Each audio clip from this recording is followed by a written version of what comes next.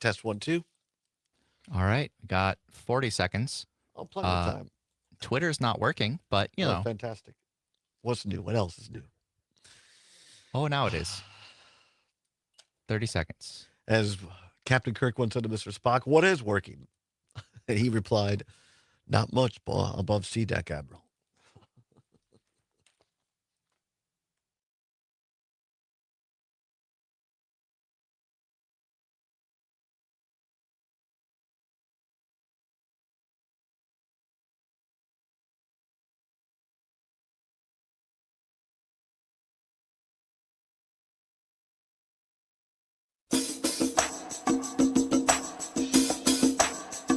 Live from the Civic Media World Headquarters in Madison, Wisconsin, it's the Todd Allbaugh Show. And now, pursuing truth wherever it may lead, here's your host, Todd Allbaugh. As president,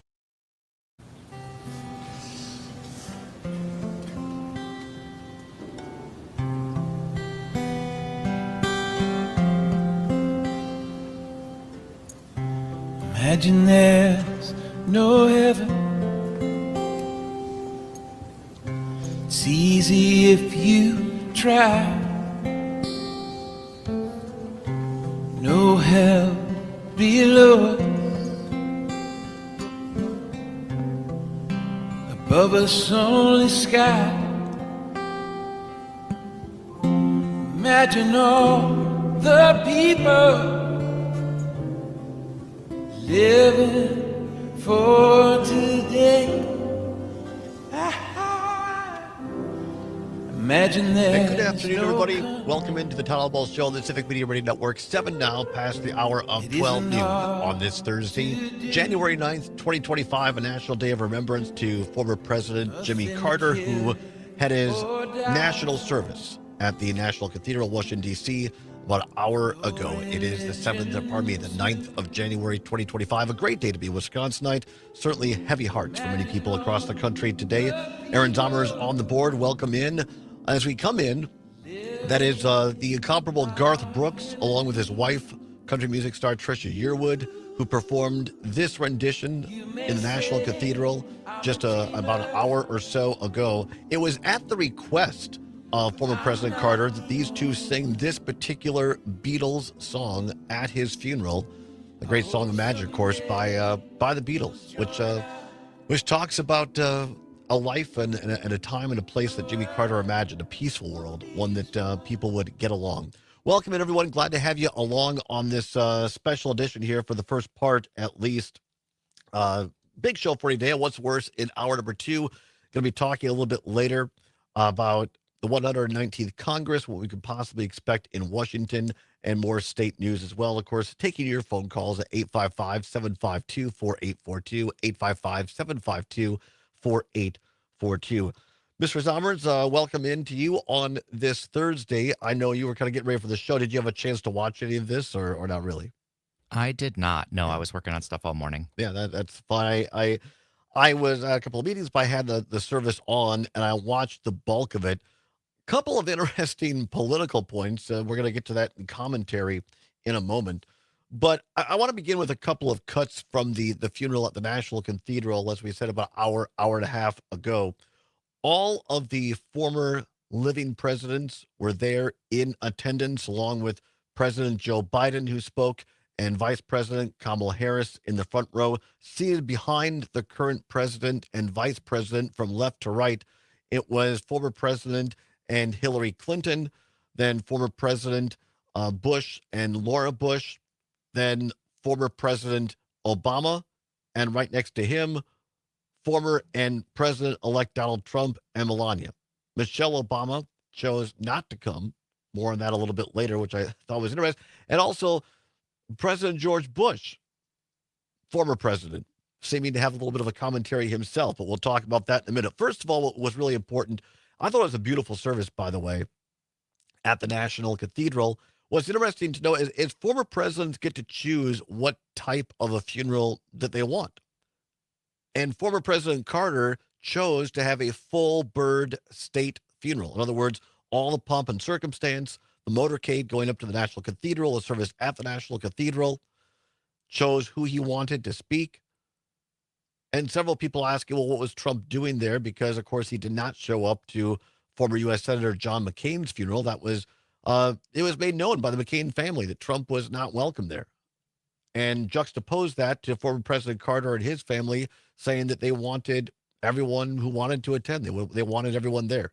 So President Carter, who is a man in the presidency, of course, who rejected the pomp and circumstance, was the person who said, I don't want Hail to the Chief being played every time I come into the room, who carried some of his own luggage on occasion, who kept a very low profile. But in his post-presidency commented that was probably the wrong decision. The American people want to see that. And so interesting that he chose a full state funeral in his post-life here on Earth. A man of great faith, Jimmy Carter continued to teach Sunday school at his Baptist church in Plains, Georgia, his hometown, almost up until the moment of death. And of course, died at the age of 100. I want to play a couple of cuts from today's service at the National Cathedral. Want to start off with Jason Carter, who is President Carter's grandson. Here's Jason Carter on his remembrances of his grandfather. As president in the 1970s, as you've heard, he protected more land than any other president in history. 50 years ago, he was a climate warrior who pushed for a world where we conserved energy, limited emissions, and traded our reliance on fossil fuels for expanded renewable sources. And by the way, he cut the deficit, wanted to decriminalize marijuana, deregulated so many industries that he gave us cheap flights and, as you heard, craft beer. Basically, all of those years ago, he was the first millennial. And he could make great playlists, as we've heard as well. As president in the 1970s. Great cut there by Jason Carter, the grandson of President Carter. And apologies to Beatles fans everywhere. Lisa in Middleton reminding me that Imagine was a John Lennon song proper, not a actual entire Beatles song. So I apologize for that not being technically correct. I'm sure Jeff Perry, our ongoing contributor, will admonish me that for that mistake on music there as well. But still a great song by John Lennon, of course. Imagine. In addition to Jason Carter speaking, what was interesting of note, that Steve Ford, the son of former President Republican Gerald Ford, was also there. And important to note that although Jimmy Carter beat Gerald Ford in the 1976 presidential election, the two actually became very good friends, traveled together on vacations, wrote back and forth. And perhaps Carter had the strongest bond of any post-president with the man he beat, Gerald Ford. And so it was notable that Steve Ford was asked to eulogize former President Carter. Today, here is a snippet of Steve Ford's remarks today at the funeral of former President Carter. For our story, the Carter children, my wife and I were sitting several rows behind you, and we were praying for you, and I was humbly reminded that it was 18 years ago, almost to the day, that our family sat in that very row and supporting my mom, and it was your dad and his great faith that supported my mom and gave her hope that week. He traveled with us for several days, and we were blessed. So thank you. A personal moment from Steve Ford, the son of former President Gerald R. Ford, who, of course, lost to President Carter. I think it just shows you in deed, not just word, that the Ford and Carter families were inextricably linked over time. A great deal of respect there. And then, of course, current President Joe Biden was in attendance with First Lady Jill Biden, eulogized him as well. Perhaps one of the lines will get the most coverage, the one that people might talk about the most. And President Biden said a lot of great things about President Carter. Of course, Biden was one of, if not the first U.S. senator that endorsed Jimmy Carter for president in 1976. The two had a very close relationship and friendship. But Biden came up with this line with all the former presidents sitting in front of him. Here was Joe Biden at the funeral. We have an obligation to give hate no safe harbor and to stand up to what my dad used to say is the greatest sin of all, the abuse of power. That's not about being perfect, because none of us are perfect. We're all fallible. For current President Joe Biden, the line about standing up to abuse of power. It was very subtle, but the cameras cut to the row of the former presidents, and all of them had a smirk and a bit of a smile on their face, and the former first ladies as well, including Hillary Clinton and Laura Bush. The only person that did not is the incoming president-elect Donald Trump. Everybody kind of knew what that was, little subtlety there, little subtlety against the Trumpster. Also of note, again, these things are where for people like me who love politics, the intrigue. This is the first time that Donald Trump and Mike Pence have seen each other since January 6th of 2021. Pence was seated next to Al Gore in the third row. They both stood up when Trump and Melania came in. And it was a quick handshake and kind of a head nod and hello. Interesting that Karen Pence, Mike Pence's wife, was there. She remained seated the entire time and looked straight ahead, refusing to acknowledge either Melania or Donald Trump. Probably because, he tried to kill her husband. Also, when George W. Bush entered, he walked right in front of Melania and President-elect Trump, never acknowledged them.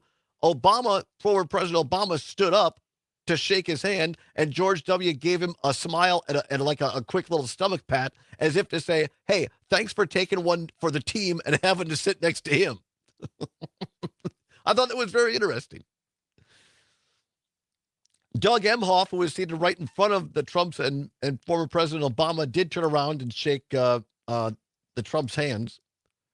It was not clear. It seemed to be that Vice President Harris and Trump acknowledged each other with a head nod. I'm not sure whether they shook hands or not.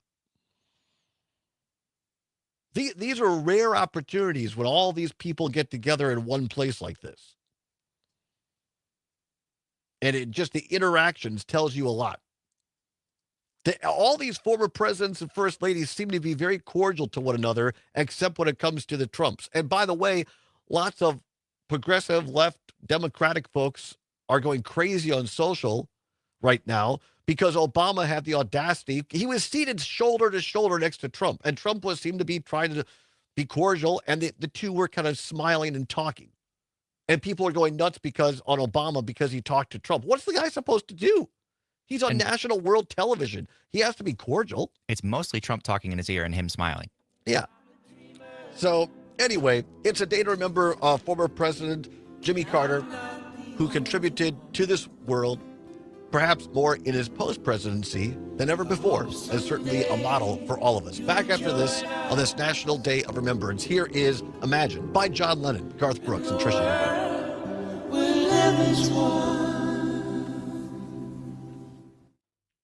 Real news and great conversation. 92.7 WMDX. Today's job market is full of demand for skilled trade workers. Electricians, welders, mechanics, these and other trades are the backbone of every community. They're also a huge part in making sure the Army National Guard is always fulfilling its mission of service to our country and communities. Soldiers train to keep the power flowing, engines running, and supplies moving. The skilled trades these soldiers perform are the same ones needed in today's civilian workforce.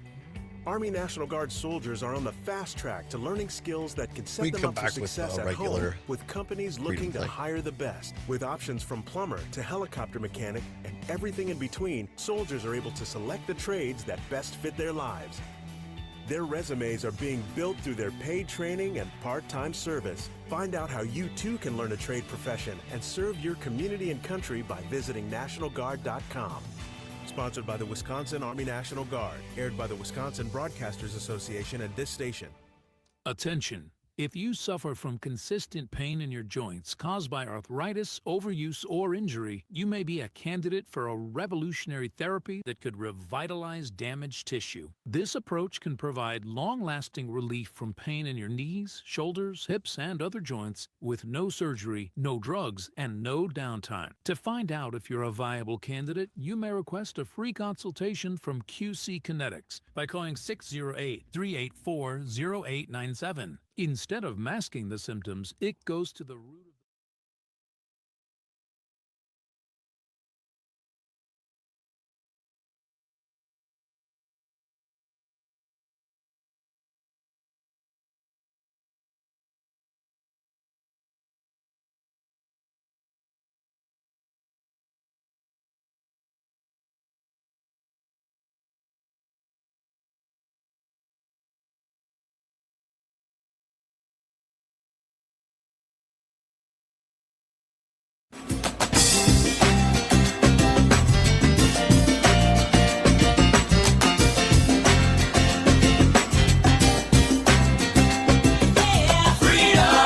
Pursuing truth wherever it may lead and having fun doing it. Welcome back to the Todd Allbaugh Show on the Civic Media Radio Network. Glad to have you along on this Thursday, January 9th, 2025.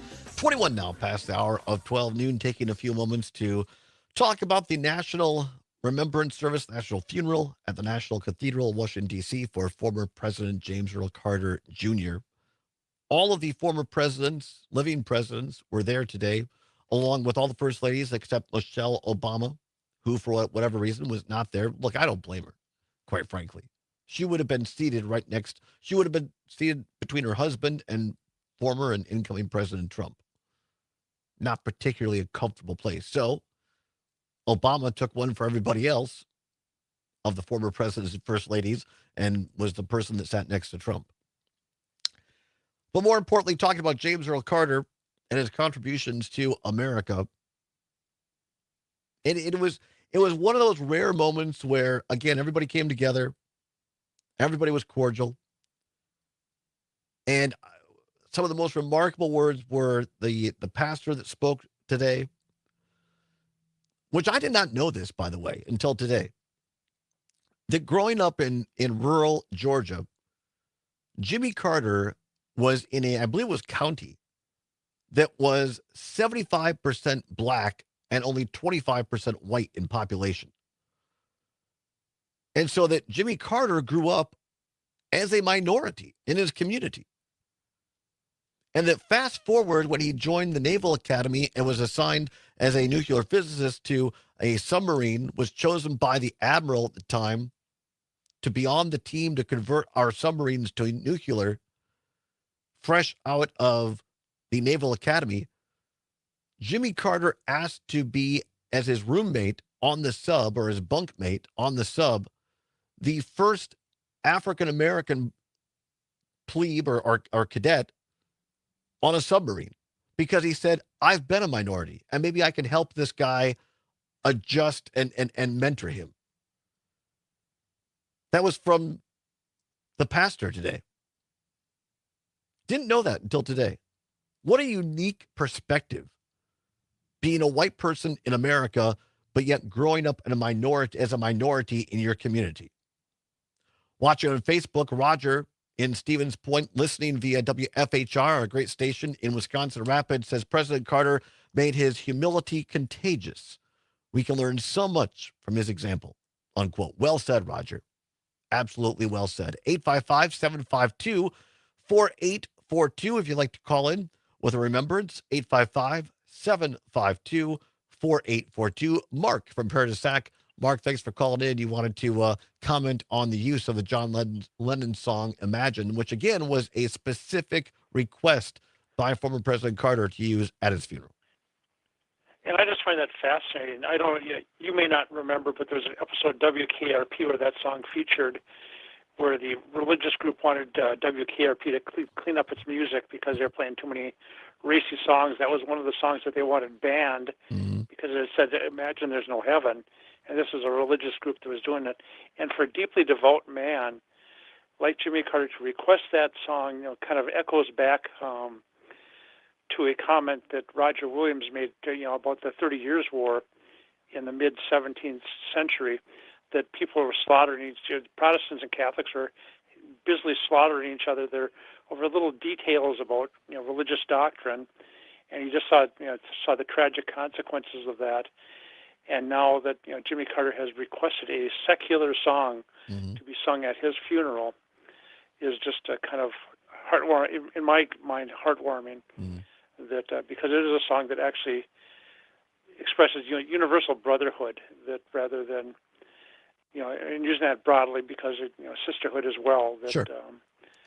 We need to actually recognize one another for that, and we have I see the incoming administration is going to be sponsoring basically hate, and that's a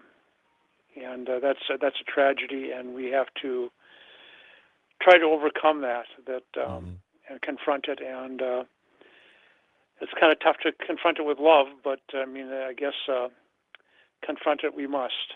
Yeah. Very well said, Mark. I appreciate the call. 855-752-4842. Let's go to Matt listening on WMDX in Middleton. Matt, thanks for calling in. You wanted to comment on former President Carter's values.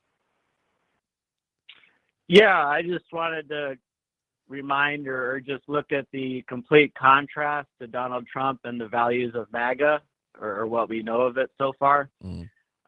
Ironically, I was listening to Pink Floyd's The Wall this morning, a great album about a soldier's psychological unraveling and the dangers of fascism told through the story of a veteran, and I think Trump and the fear is talked about in The Wall, and Jimmy Carter was very much a peaceful person.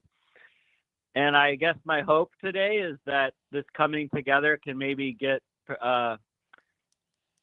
add to some kind of new narrative for a progressive movement that embodies Carter's values and the acts of love and grace, Well said, Matt. I appreciate the call. 855-752-4842. Certainly Jimmy Carter set the example, and watching other tributes and news pieces on him from various sources over the last few days, from people who actually knew him, was biographers, some of his former staff, said, yes, everything that's been said so far in this program today and other places about his empathy, his compassion, his desire for peace, all 100% true. But that sometimes behind closed doors, he could also be, I don't want to call it a temper, but he get agitated quickly when people, he thought they were dragging their heels. As someone who was a former naval cadet in the Naval Academy, he was fastidious or absolutely demanding of people being on time. Did not like people who were late to meetings in the White House or who didn't meet deadlines. And if you did that, he would get very short with people. And so behind the scenes, although, in public, in front of cameras, he had this kind of calm, almost docile appearance, that behind closed doors in the White House, he certainly had maybe not an ego, but a passion for getting things done, and kind of didn't suffer fools gladly.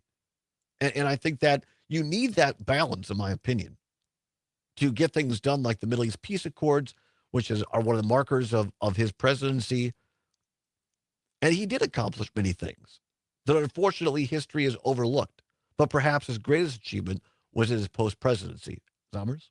Yeah, you can be a good person and still have standards and demand excellence. Yeah, absolutely. And Jimmy Carter certainly did that.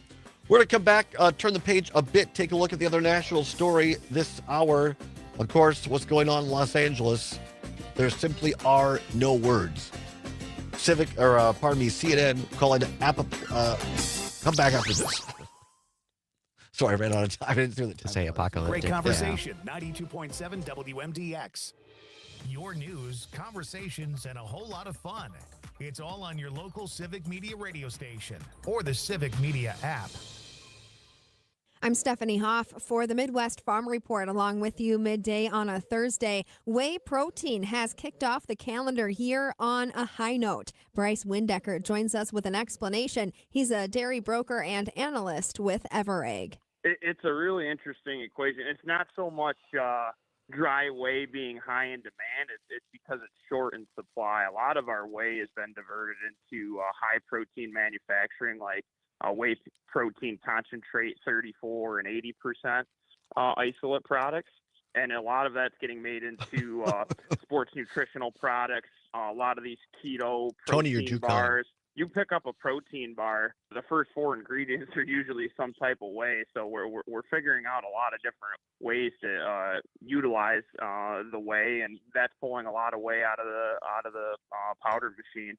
Bryce Windecker, along with us from Everegg. I should add that he hails from a dairy farm in New York State, which I'm sure you've seen is experiencing winter snowstorms. His family's farm got 2.5 feet of snow in a matter of hours last weekend. Stick around. We'll talk about our midday commodity prices next. There goes Pam Yankee across Wisconsin in her Suburban truck. Thanks to Equity Livestock Cooperative, marketing your livestock, financing your operation, and supporting the livestock community since 1922. And to Cleary Building Corp. Cleary Building Corp. Built with pride before the shamrock is applied. Explore clearybuilding.com today. Keep up with Pam at MidwestFarmReport.com and on Facebook and Instagram. How do you stay at the top of an industry for more than 117 years? By always improving what you offer while never changing who you are. For another year running, Dairyland Seed is raising the bar for performance with our best ever line of corn, soybean, and silage products designed specifically for success in the upper Midwest. And yet again, we're delivering those products with the same dedicated support and access to the right people with the right information as we always have. Seed performance that's never been seen before, delivered the way it always used to be. That's the Dairyland Seed difference. Learn more at dairylandseed.com. Thursday from Chicago, corn prices are mixed. Cash corn is up 1/4 cent at $4.54 1/4, but December new crop corn is trading 3/4 cent lower at $4.44 1/4. Soybeans and wheat are moving downward in the midday trade. Cash beans are down 2 3/4 cents at $9.91 3/4. November new crop beans are down 4 1/4 cents at $10.04 3/4. And July new crop wheat is down 6 1/2 cents, trading at $5.50 1/2. The Class 3 milk prices are moving in the opposite direction. The February contract is trading up 14 cents, hitting the $21 mark per hundredweight. The March contract is up 7 cents at $20.58 a hundredweight. For the Midwest Farm Report, I'm Stephanie Hoff. You can always continue the conversation on social media. Share your thoughts when you find and follow Civic Media on Facebook, X, and Instagram. Increasing clouds and increasing warmth today, with highs reaching the mid-20s and snow moving in mainly around midnight. It'll be light, laying down around 1/2 inch with a few flurries still flying in the morning. Otherwise, we become partly sunny with highs near 30. I'm meteorologist Brittany Merlot. Currently, it's 24 degrees. Hey, hon, have you been to Sugar River Pizza in Sun Prairie yet? Oh, yeah, it's amazing. Yeah, I know. I love the pizza. Pizza is ridiculous. That crust. Right, and they have 48 beers on tap and a great selection of wines. And the atmosphere. Not only is the restaurant gorgeous, that room with the giant windows that open, yeah. and they won a Best of Madison Gold Award this year. I love Sugar River Pizza on Cabela Drive in Sun Prairie. You took the words right out of my mouth. Yep, sugarriverpizza.com. Oh, so you have heard of it. This is Chad Spade. Are you thinking about improving your home? At Chad's Design Build, we're proud to offer remodeling done well with love. And our commitments to you and your home convey that love and spell our name. The Chad's experience is structured to provide excellent communication, honesty, accuracy, detailed proposals, and satisfied customers. We're also committed to making your home comfortable, healthy, attractive, durable, and sustainable. If you want a quality remodel and a quality remodeling experience, go to chadsdesignbuild.com to learn more.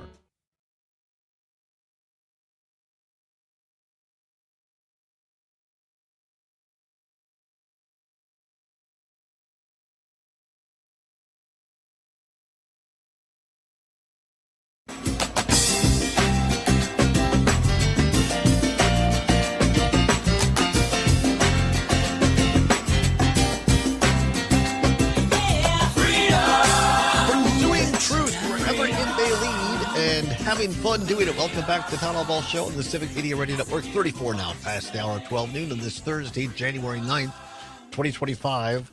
One of those days where our moniker, at least the last part of it, having fun doing it, absolutely does not apply to the first hour today.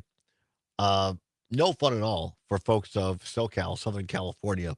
Sat last night for a lot of the evening watching CNN, a little bit of MSNBC, the continual coverage of these fires in Southern California.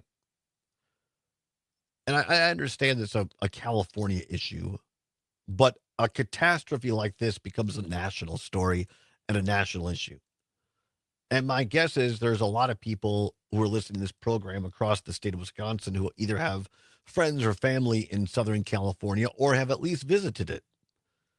Wisconsin been fortunate over the years to gone to the Rose Bowl a lot.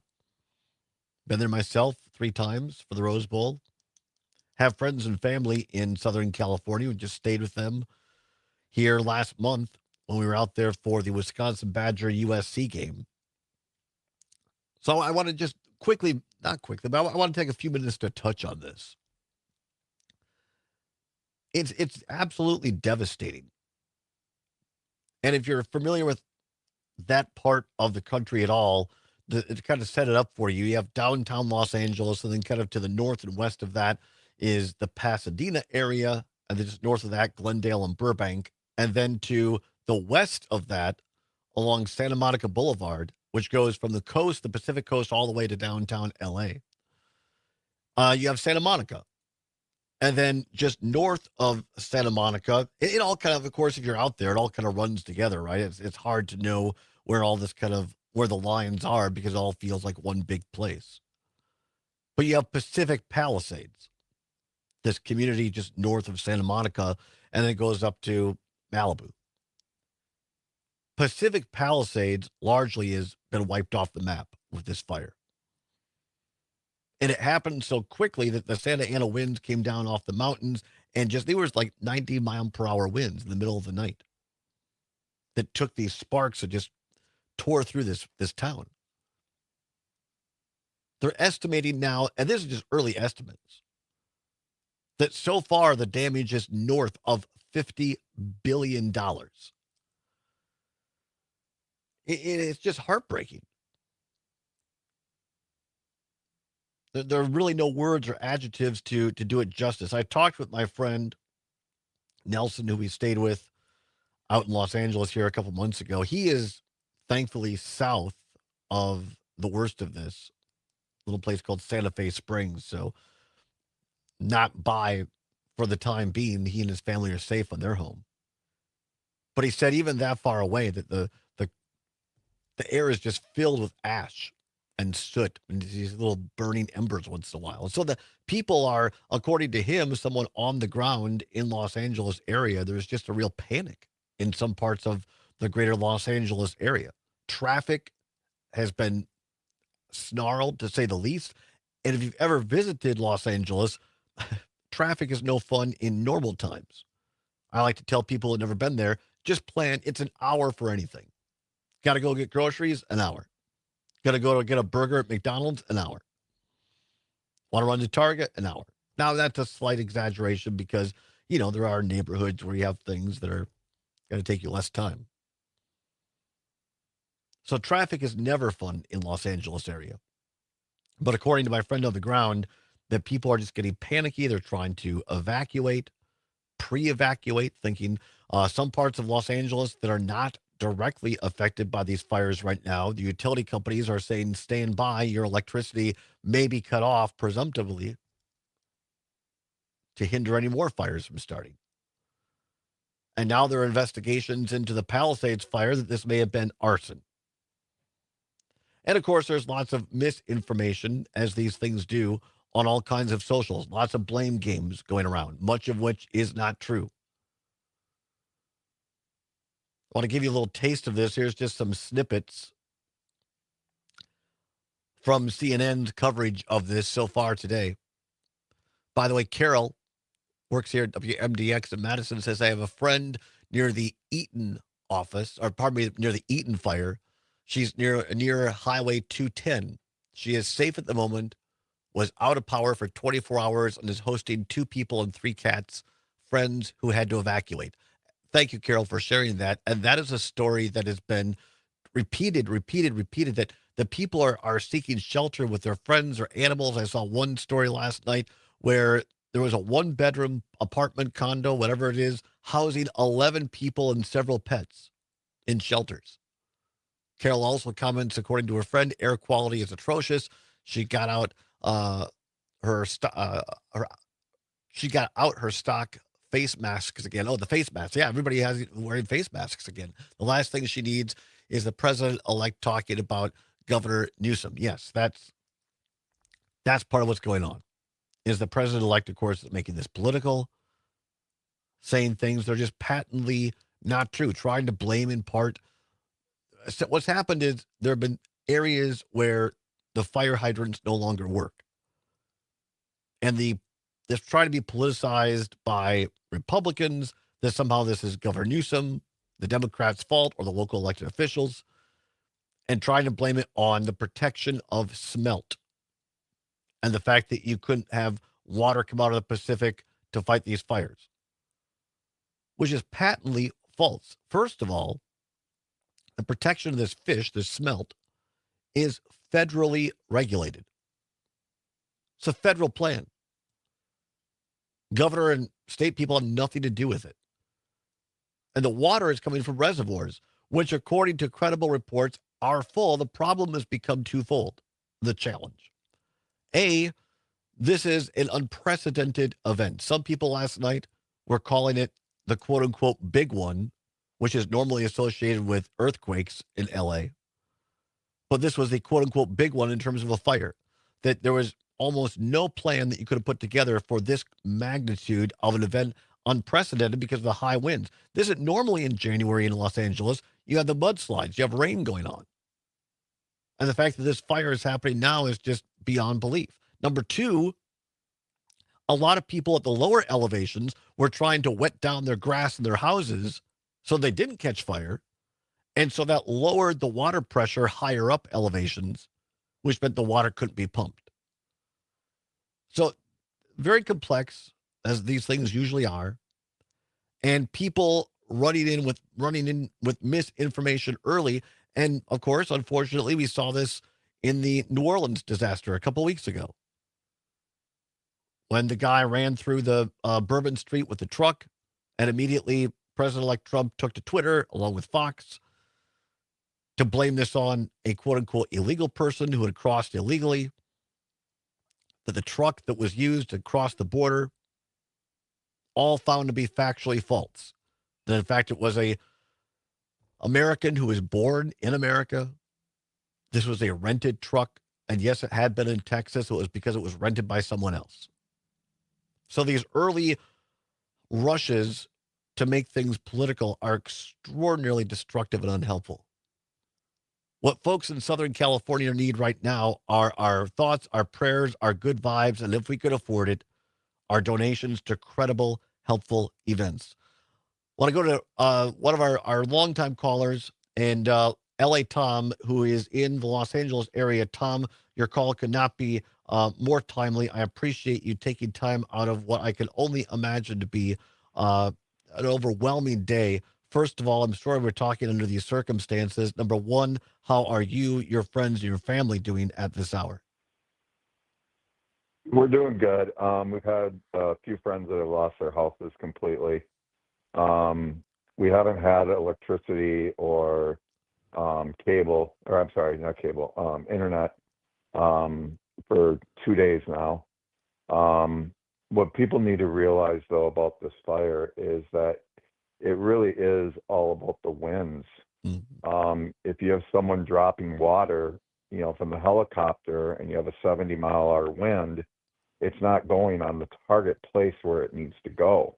So what's happening is that water is just flowing. And then the thing about this water pressure thing, the problem is all these houses have, they have running water in them. So basically, when the house burns down, those pipes burst, and that's why the water pressure could not come from down on the ground. But it really is just the combination of our dry weather and now the Santa Ana winds. Our fire season used to be from June to August, and now it looks like our fire season is from June until, I guess, January or further. I had a friend who lives in Hollywood Hills area, and she last night, they were telling them to evacuate, but she has a broken kneecap. Yeah. It's like she can't get out. There's some people that are housebound that can't get out, and the thing about it is, luckily, the wind started to die down. I guess it's supposed to come back up again today, but I'm hoping that it's given us enough time that we've been able to do some water drops that have been able to put out some of the fires in Runyon Canyon. And the Palisades, which is a beautiful place, is completely gone. I talked to another friend just about an hour ago that just said lost their whole house. So yeah, it's crazy. It is climate catastrophe. Our local government is doing an incredible job in terms of the preparedness, in terms of letting everyone know ahead of time and constantly giving us updates. So I have to compliment that in a major way. But, there's nothing. I mean, here's the thing. If anybody can stop the winds, so anyone wants to blame anyone, if you want to come to LA or if you want to come to California and you have the ability to stop 70-mile-an-hour winds, then you know what? Come here and we'll see what you can do. You'll be, Superman. Right. But this is the reason why we're having, the spread of the fires. I mean, luckily, where I live, which is more on the flats. I used to live up in the Hollywood Hills, but now I live on the flats. And can you, if you don't mind, if you don't want to, Tom, you don't have to, but if you can describe more for people just so they get a sense. I mean, most people kind of know, Los Angeles is the city of Los Angeles, downtown is in the center. I like to tell people, very broadly, the Rose Bowl, Pasadena is kind of northwest of downtown LA, and then it goes to Glendale and Burbank. Then you go to further west, Santa Monica and Malibu, and that's kind of where, generically speaking, Palisades is. I have friends in Santa Fe Springs, which are kind of south and east of downtown LA. Where is it that, generally speaking, obviously don't give us your address, but where is it generally that you're located at, Tom? Well, we're in North Hollywood, so we're about 10 miles away, 12 miles away from Pasadena.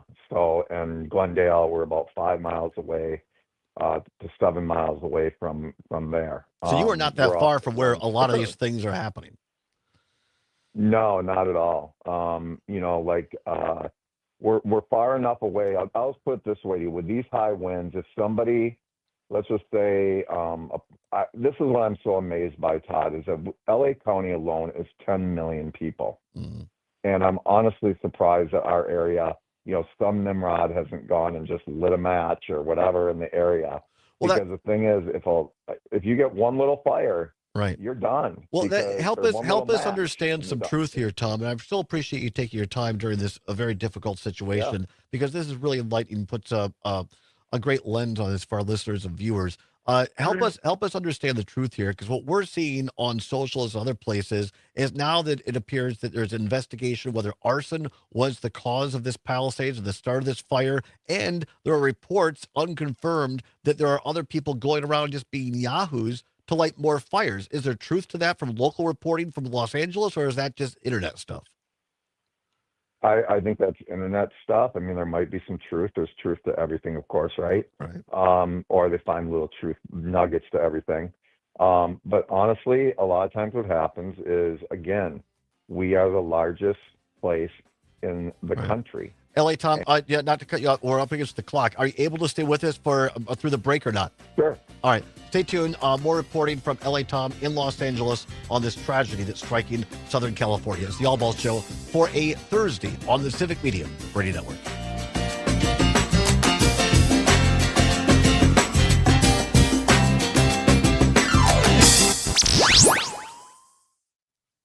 Wow, super nice of him to call in. Conversation. Yes, and I'm very glad that he is safe, and his friends and family and everybody. Recombobulate. The beginning of the year means a new session for the Wisconsin State Legislature. Members of the State Senate and State Assembly were sworn into office on Monday, January 6th. There are a lot of new faces in that group, with 6 new members in the State Senate and 31 new representatives in the State Assembly. While Republicans will remain in the majority, that majority is now the smallest it has been in more than a decade.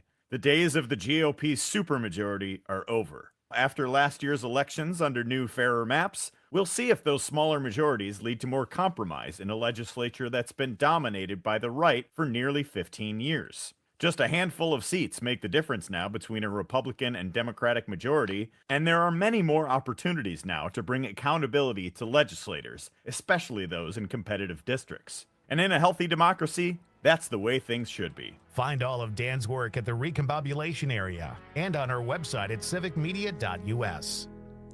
Attention! If you suffer from consistent pain in your joints caused by arthritis, overuse, or injury, you may be a candidate for a revolutionary therapy that could revitalize damaged tissue. This approach can provide long-lasting relief from pain in your knees, shoulders, hips, and other joints with no surgery, no drugs, and no downtime. To find out if you're a viable candidate, you may request a free consultation from QC Kinetics by calling 608-384-0897. We also have a comment from Jeff Perry that we can put up. Instead of It's masking the message to symptoms, Tom. it So we goes got to 30 the seconds. root of Thank the you. problem to resolve it.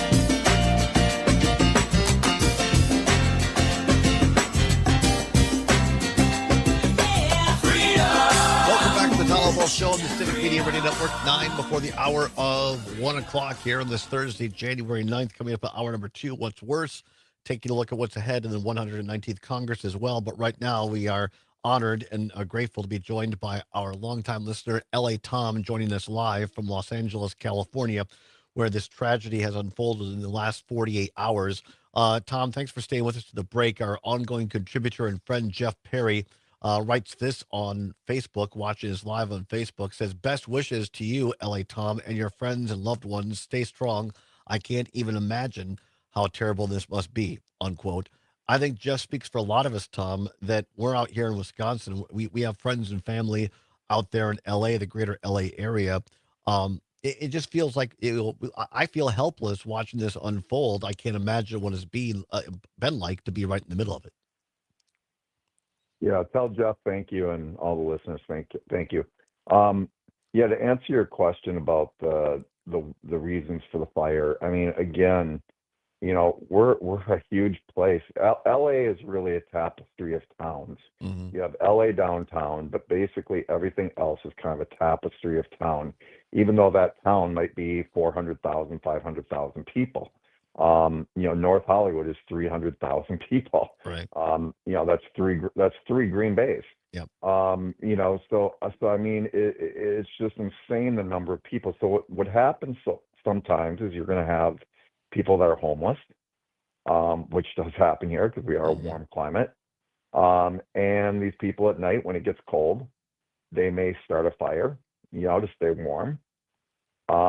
You may have people, like you were saying, you know, a few years ago, we had someone that was an arsonist that was around our area, and that was, you know, starting fires. Now that's not, I had not heard of that happening this time around.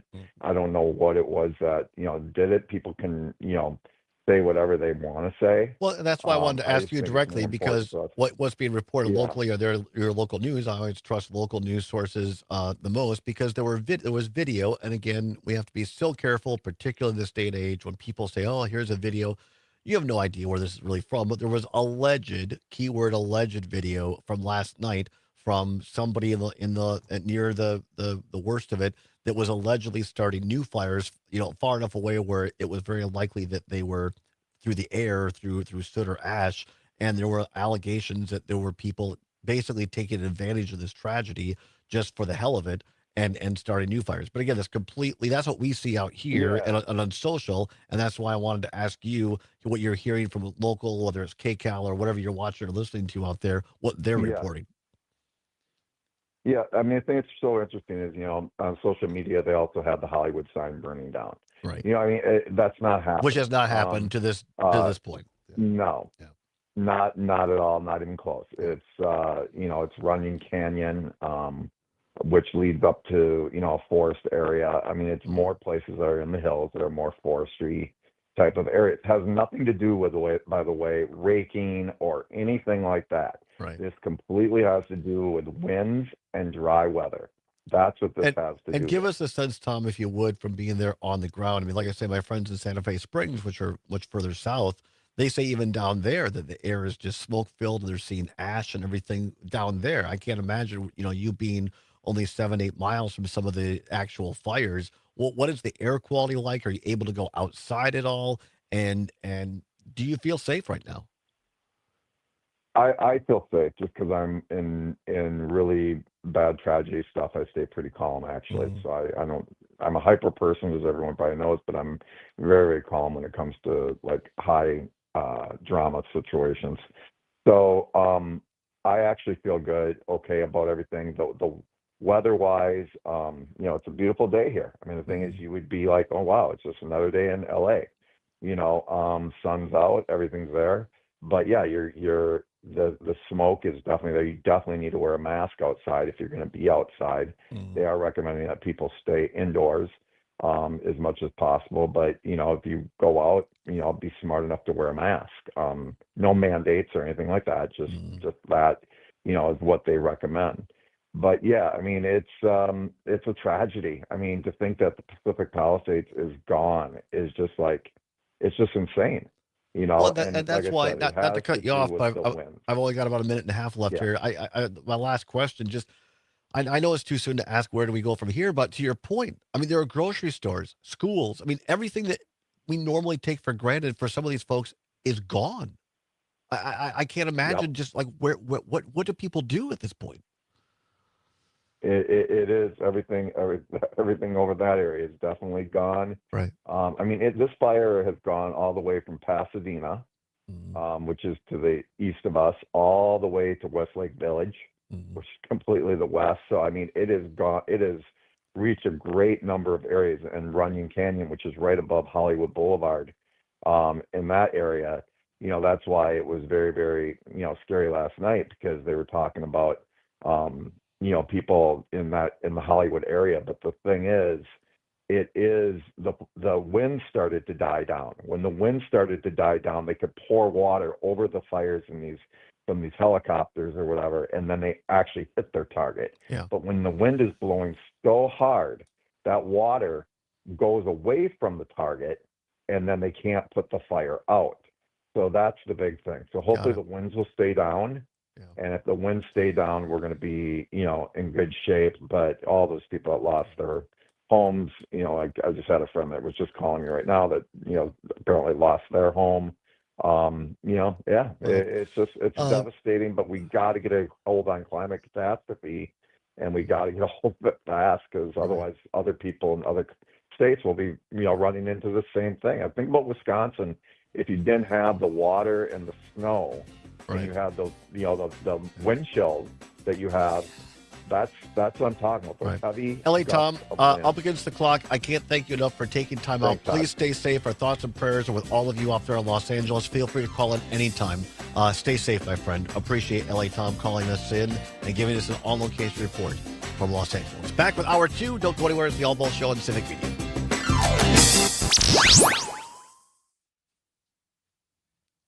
Conversation 92.7 really good. WMDX. Pete Schwaba. This is a person who texts from time to time, always to Greg troll. Bott gives us his popcorn pick of the week. Mike Clemens joins for a Packers update, Thanks. and And we that- talk that's poetry like- with James no. Roberts of the Wow. Wisconsin Fellowship of Poets. Nightlight with Pete Schwaba. Weeknights from 6 till 8. I'm going to use the bathroom quick. Brad's buzzed. Oh, yeah? Yeah, he's starting with the woots. And now a speech. I just want to say that friendship is about heart and brain. Who's with me? Good thing is, he knows when he's buzzed. And my brain is saying, when it's time to go home, somebody call me a ride. Love that guy. Me too. Know your buzzed warning signs? Call for a ride when it's time to go home. Buzz driving is drunk driving. A message from NHTSA and the Ad Council. Enjoying this local program? Find the complete Civic Media lineup at civicmedia.us or the Civic Media app.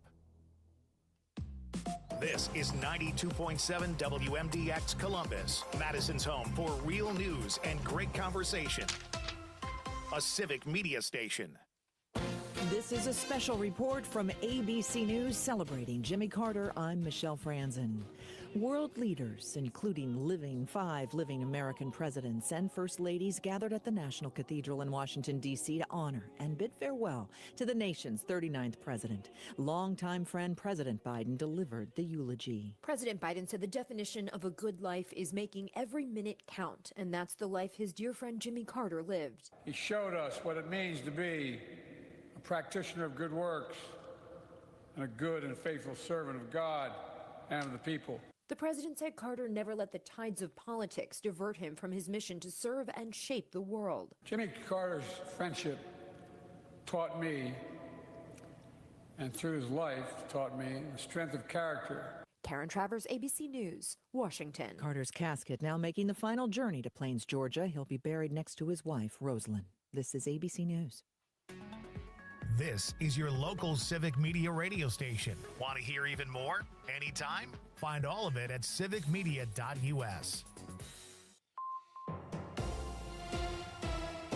For 92.7 WMDX News, I'm Savannah Tomei Olson. The nation is remembering Jimmy Carter today. One of his lasting legacies is undoubtedly Habitat for Humanity. The Carters were huge advocates for the nonprofit. In 1989, Milwaukee Habitat hadn't built its first home yet, but then the Carters came. They mobilized 1,000 volunteers, and by the end of the build, there were 6 new homes and 8 rehabbed ones. Milwaukee Habitat CEO Brian Sonderman says Carter and his wife Rosalind brought humility and compassion to the worksite. The whole thing was almost derailed because of rainy weather, but Carter went on local news stations and asked for local roofers to come help. Sonderman recalls they showed up in droves and completed the roofing for all 6 homes in one day. He said on more than one occasion that his faith demanded that he do what he did. And I think that's a great example for those people of faith to not only talk about it with their words, but to put their faith into action. Sonderman says Carter found that in Habitat by serving his neighbor and loving them as himself. And in the search for a permanent name for Southside Elementary School, it's been narrowed down to 4 finalists. The committee got 175 submissions from the public and even endorsements from leaders as high as the governor. Now, there are very specific rules within the Madison Metropolitan School District of what schools can be named after. Here are the 4 finalists. Ada Deer, the first Native American woman in Wisconsin to run for Congress and champion of Indigenous rights. Lori Mann Carey, who was a Southside Madison native, teacher, and advocate for young people who started nonprofit programs that still help Madison kids. 9 Springs, after the environmental corridor where the school sits. And the final option is Southside Community, which would keep some consistency by using the current name. A school board work group will discuss these options on February 3rd, and then the school board will vote on February 24th. I'm Savannah Tomei Olson. You're listening to 92.7 WMDX News. The Packers prepare for Philly. Hi, I'm Mike Clemens with sports. The Green Bay Packers face the Eagles in Philadelphia Sunday in the wild card playoffs. The Eagles have one of the top-ranked defenses in the league under coordinator Vic Fangio. I asked Matt LaFleur what makes them so tough. You just don't see a whole lot of open space, a lot of gotcha plays. You're going to have to earn it because if they get you in 3rd and long, it's a nightmare. College basketball, 2 of the Badgers men's team dealing with injuries. Max Klesmit in a walking boot after injuring his right ankle. Nolan Winter able to practice despite suffering a deep cut to his finger the other night. Wisconsin hosts Minnesota Friday night. NBA, the Bucks with a 121-105 blowout over the Spurs. A.J. Green with 14 points asked, how do you defend 7'3" Victor Wembanyama? Just be physical and crawl up under him, try to make him uncomfortable, stab at the dribble. That's what coaches wanted us to do, and I think that's how you got to try and guard him. That's the Bucks' A.J. Green. With sports, I'm Mike Clemens. Local radio for you and your community. It's Civic Media's mission with stations across Wisconsin. Find your favorites at civicmedia.us. Increasing clouds and increasing warmth today, with highs reaching the mid-20s and snow moving in mainly around midnight. It'll be light, laying down around a half an inch with a few flurries still flying in the morning. Tom, thanks for calling in and being willing to tell those facts. Yeah, thanks a lot, Tom. I'm Appreciate meteorologist it. Brittany Best to all Merlot. of you out It's there. 26 degrees at our studios. Blind Shot Social Club, a perfect blend of cool, casual dining, indoor golf with space for events, craft cocktails, and non-alcoholic drinks too. A hidden gem on Madison's East Side. Blind Shot Social Club, open to everyone. BlindShotSocialClub.com. The Maggie Dawn Show. Here's what the WSJ had said after J6. This week has probably finished Donald Trump as a serious political figure. Boy, that hasn't aged well, has it? No, not at all. In the Wall Street Journal. So after what they just said 4 years ago, Maggie, they couldn't bring it upon themselves to say that guy who did that shouldn't be anywhere near the White House again. Nope, couldn't do it. The Maggie Dawn Show. Weekdays from 2 till 4 on your local Civic Media radio station and on the Civic Media app. Fear you may be missing out? We We're got about 30 always seconds. streaming Thank on you. TuneIn and the Civic Media app. Enjoy listening live or catch up.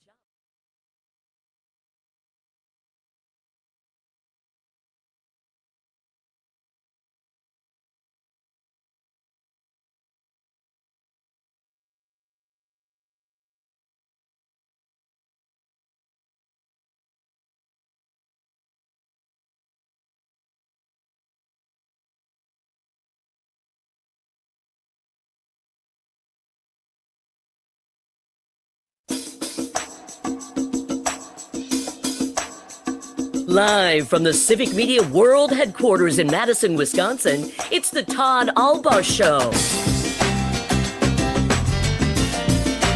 And now, pursuing truth wherever it may lead, here's your host, Todd Allbaugh. Wisconsin on the Civic Media Radio Network and streaming worldwide on the Civic Media app. Good afternoon, everybody. I'm Todd Allbaugh, along with Mr. Aaron Zommers, our producer and engineer on the board. It is 6 past the hour of 1 o'clock. Welcome into hour number 2 of the big program on this Thursday, January 9th, 2025. It is a great day to be a Wisconsinite here in downtown Madison, where we come to you from the world headquarters and across the state of Wisconsin. But again, our thoughts, our prayers, our good vibes, all of that going out to friends and family in Southern California going through that great tragedy. Again, many thanks to LA Tom for taking time out of his day. We're glad that he and his immediate friends and family are safe. But of course, as you heard him say, apparently at least one of his friends had lost their home. Certainly thinking about them. And now estimates, according to CNN, going to exceed $50 billion with a B, $50 billion. And that's just the estimate up to date. Again, the fires have apparently died down from local weather forecasters, probably the winds, but there is a chance that those could reignite later this afternoon and cause even more damage. Mr. Sommers? If you are in a place financially to be able to donate or otherwise help, Time Magazine has a really good list of places where local, like LA and other police chiefs and fire chiefs and stuff have recommended donating, including places like the California Fire Foundation Wildfire and Direct Disaster Relief Fund. That's a mouthful, but if you just look up California Wildfire Relief, you can find it. World Central Kitchen to help people get food when all these grocery stores and houses are burned Jose down. Andreas just got the award from President Biden for all his work around the world and here in the United States. It's a great example. Yes. And Salvation Army. There's some others. I'll put the link to this collection in the podcast description. Great job. Really appreciate you doing that. And again, as they say, everything helps. $5, $10, $20 helps. If you can afford to do more, great. But make sure you use these sorts of notable and trustworthy charitable organizations like World Kitchen. As I said to LA Tom, I mean, so many we're hearing from people on the ground where their grocery store is gone. Their schools or their markets are gone. And where do you go from there?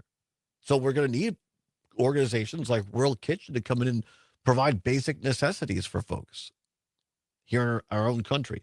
And of course, these tragedies are also things that are great equalizers as well.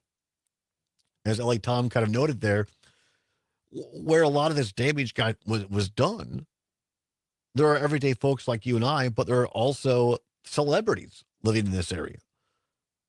Academy Award-winning actress Jamie Lee Curtis, who has lived in Pacific Palisades neighborhood of Los Angeles for decades, announced she and her family are donating $1 million towards relief in Los Angeles County. She says, quote, "My husband and I and our children have pledged $1 million from our family foundation to start a fund of support for our great city and state and the great people who live here and love there.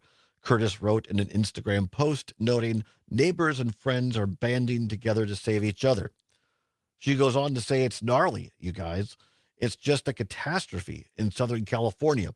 As she appeared last night on the Tonight Show starring Jimmy Fallon, she said, quote, this is literally where I live. Everything, the market I shop in, the schools my kids go to, friends, many, many, many, many, many friends now have lost their home, unquote.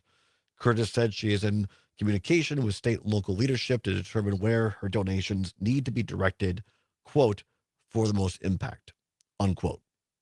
So again, Zommers will post those list of credible help organizations where if you're able to donate something, do it. And again, we stand with our fellow Americans out there in Southern California at this hour. Coming up in a minute, going to talk a little bit about your chance on what's worse here. Going to talk, yes, college football. Days like today, right? National Day of Remembrance for someone like Jimmy Carter, all the former presidents coming together, a bipartisan moment. I guess we have to celebrate moments, right? And then you have this tragedy in Los Angeles. Everything else just kind of seems secondary. So certainly no disrespect to those things, but as they say, life moves on in other parts of the world, and so we're going to continue that a little bit as well. And talk a little bit about this hour, things to watch for in the 119th Congress, including things that are going to affect Wisconsinites. How can we hold our elected officials here in Wisconsin accountable as this Congress moves forward? And again, I want to talk to a moment for a lot of folks who are going through a lot yet from this last election. I get that. Again, my person that I wanted to win the presidential election didn't win. And I get the anger and the angst. But my goal here is to try to help us look at this through a lens of channeling that into productive means. I don't care whether it's in the state legislature or the governor's office or federal Congress and presidency. I want to try as much as we can in this year to focus on how do we help things get done? How do we understand, as our friend Tom in Los Angeles did, calmly talk through things and get facts out to people? And then how do we take those facts and bring about change? So we're going to look at this, what's happening in Congress a little bit through that lens as well. By the way, Wisconsin basketball back in action tomorrow at home in the Kohl Center against the Minnesota Golden Gophers. Game time around, I believe, 6:30, pregame show at 5 o'clock. 5 o'clock, you can hear it on select stations on the Civic Media Radio Network in Amory, Wisconsin Rapids, Racine, Kenosha, and Richland Center, WRCE, the old home station there in southwest Wisconsin. And if you don't live in one of those places, have no fear. You can stream the game. Good old Matt LePay and Brian Butch on the Badger Radio Network, Learfield, right here on Civic Media. Just download the Civic Media app. It is free, won't cost you a dime on your Apple or Android device. Open it up, go to one of those stations that I mentioned, and you can listen to tomorrow night's basketball game between Minnesota and Wisconsin on the Civic Media app for free, gratis. Tonight, college football playoffs gets underway once again. Notre Dame taking on Penn State in the Orange Bowl. Looking forward to that a little bit as well. But right now, at 13 past the hour of 1 o'clock, time once again for What's Worse. Let's go. This or that, this or that. Then, of course, the choice is yours. You can get with this, or you can get with that. You can get with this, or you can get with that. You can get with this, or you Time can once get with again that. for What's Worse. No prize money involved, nothing to give away, but your chance to have your voice heard across the state of Wisconsin on Wisconsin's largest privately owned radio network. You have Wisconsin Public Radio, which does a fine job, but the biggest radio network in Wisconsin, privately owned, right here at Civic Media. We cover all of the major markets and places in between, all across the great state of Wisconsin, from Lake Superior to Lake Michigan, Green Bay, to the old Mississippi River and points in between. All right, here we go. This is a social experiment, Zommers, they've given us today. Yes. Yes, it is. You have to think about this one. What's worse, staring or not making eye contact? What's worse, staring or not making eye contact? 855-752-4842. 855-752-4842. And I guess, again, these are kind of open-ended. You could say, well, what's worse if you or I do it? Or I think maybe it's more in like a social setting. I've had this happen, like particularly I go somewhere to an event and I'm with other people. I know some people there, but I don't know any. It might be someone's partner or their boyfriend or their girlfriend or whatever. And there are people that I don't know. And you're sitting at a table, you're in a social setting, and someone is either staring at you, or you feel they are, or when you try to interact with that other person, they just will not make eye contact. So what's worse, staring or not making eye contact? 855-752-4842, 855-752-4842. Gary in Sussex, what is worse, staring or not making eye contact? Oh, staring is way worse. I had an employee one time, and I'm a heating contractor. So the guy went into the house and he was working on the stuff, and the lady started talking to him as he was leaving. And all he did was just looked at her and stared at her. Never blinked. Really? And she asked him some questions, and he just kind of looked at her and didn't say anything. So she called me up and she said, "Rich is scaring me. Please get him out of my house." I said, "He's harmless." So yeah, staring at you is. But you raise a great point, Gary. You raise a great point. I'm not asking you to divulge personal information about your employees or former employees, but there are some people that might have a condition or whatever that, like, that's kind of their personality built in, and other people don't know that. And so it can be kind of like an uncomfortable situation. Well, and then there are other people that don't have a condition. That's just kind of their rather odd personality. Yeah, well, people who don't, when I talk to my customers, I need to make eye contact with them because I have to tell the truth. If I'm not making eye contact with them and I'm telling them, yeah, your furniture's shot, you got a cracked heat exchanger, and I'm kind of looking down to the side, they're not going to believe, Totally agree. I do not want to do business with someone that can't look me in the eye. There you go. All right. Appreciate you, Gary. Yep. Thank you. Stay warm out there. Appreciate it. What's worse, staring or not making eye contact? 855-752-4842, 855-752-4842. And again, there are folks out there that might have a condition for these things, but we're talking about people who don't have a medical condition or anything. I think we've all been in those uncomfortable group settings where you're like, you don't know what to do. Yeah, I feel like I'm always very aware of my eye contact, and I will find sometimes that I feel like I'm staring at someone too long, and so I'll look off to the side, but then they'll look where I'm looking, and I'm like, I was just looking so that you don't think I'm staring at you. Right. And especially meeting new people, especially women, I don't want or female presenting people, I don't want them to think I'm being creepy. I want them to know, like, you know what? I'm not going to stare at you. I'm not a creeper. Yeah. You get a t-shirt just says, "I'm not a creeper." That would have the opposite effect. 855-752-4842, 855-752-4842. Asking the burning question, what's worse, staring or not making eye contact? Karina, listening on WMDX in Milwaukee, will have you when we come back. Sommer starts the music just in the nick of time. I wasn't even staring at it. We'll come back. Take Karina's call and more. 855-752-4842. What's worse, staring or not making eye contact?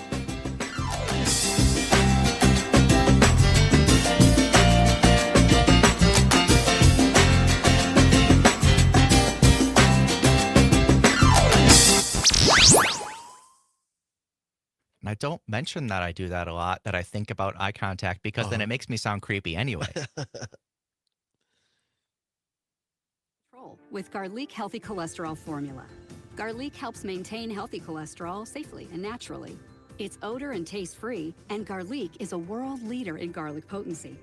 I'm taking charge of my cholesterol with Garlic Healthy Cholesterol Formula, cholesterol's natural enemy. These statements have not been evaluated by the FDA. This product Jeff is not Perry has a intended to comment diagnose, regarding treat, cure, or Charles prevent any Manson, disease. and now I The really term want to natural play remedy is only the music garlic in by the Charles product. Use Manson as on the way directed. in, but I'm No, not going to. Living with I know, I'm not going to. macular degeneration But if you want to hear or something, dry if anybody AMD, watching wants to hear immediate something risk for terrible, developing go listen to geographic Garbage Dump by atrophy, or Charles GA. Manson.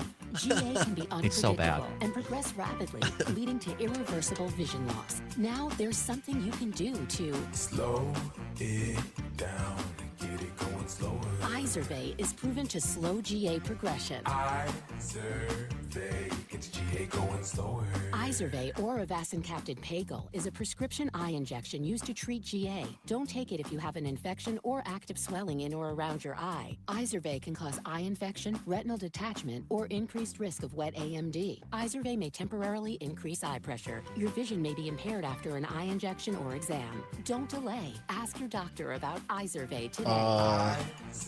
Let's do you have time to do a breaking news sounder to come back on? Visit I mean, I can do the special report thing. Yeah, let's do that. The New Lisbon homicide suspect has been found. Oh, wow. And then we'll go out with the same music and then back in. Okay.